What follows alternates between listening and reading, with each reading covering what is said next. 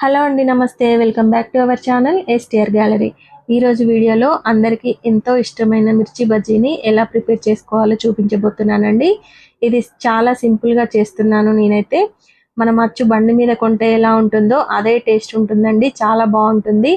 పైన క్రిస్పీగా, లోపల సాఫ్ట్గా, చాలా టేస్టీగా ఉంటుంది. ఎవరమైనా ఈజీగా ప్రిపేర్ చేసేసుకోవచ్చు.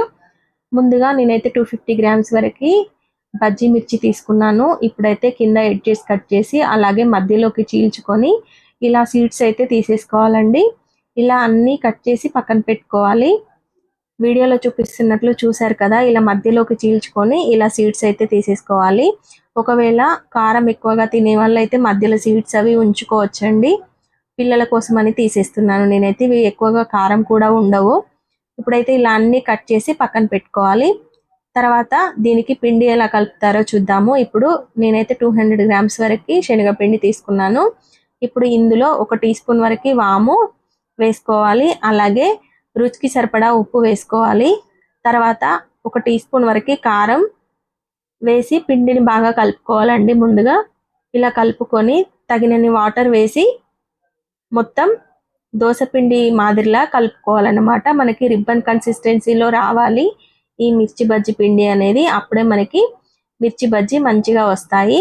ఇప్పుడైతే ఫైనల్గా ఇందులో కొద్దిగా వంట సోడా యాడ్ చేస్తున్నాను, 1/2 టీ స్పూన్ వరకు. ఇప్పుడు దీనిని మళ్ళీ ఒకసారి బాగా కలుపుకోవాలి.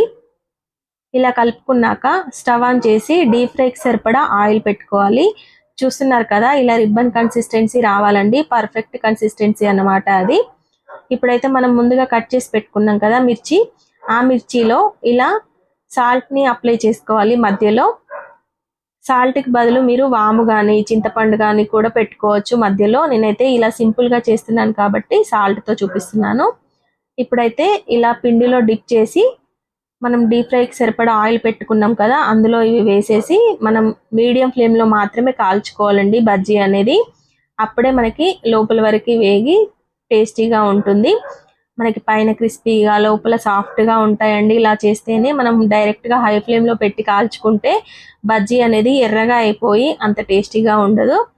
ఇలా మీడియం ఫ్లేమ్లో టైం తీసుకొని కాల్చుకుంటేనే బజ్జీ అనేది పర్ఫెక్ట్గా వస్తుంది మనకి.